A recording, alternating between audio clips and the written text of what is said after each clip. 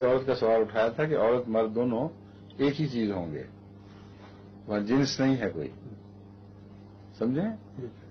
یہ حور کا جو ترجمہ کیا جاتا ہے نا، حور مقصورات فی القیام، یہ عورتیں، یہ غلط ترجمہ ہے.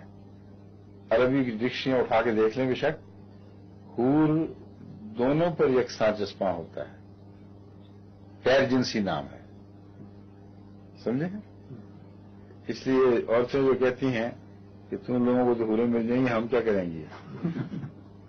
عورتیں جو ہیں وہاں وہ بھی مردوں کے برابر شریک ہوں گی، ان کی کمپینین شپ ہوگی، لیکن جنس نہیں ہے.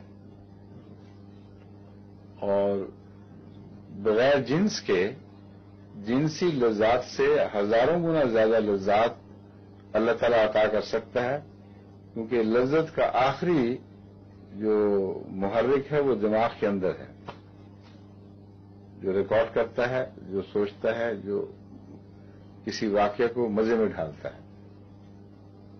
ورنہ وہ واقعہ فی ذات ہی کچھ نہیں ہے.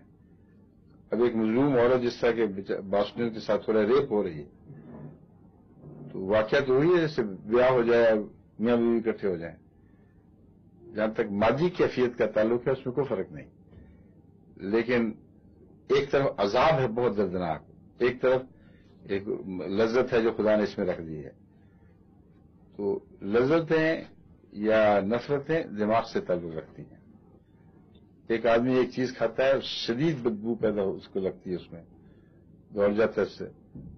ایک کو وہی چیز بہت اچھی لگتی ہے. انگریز جو کھانے کھاتے ہیں بعض ہم برداشت نہیں کر سکتے، جو کچے گھونگے شونگے منہ چھڑک دیتے ہیں، الٹی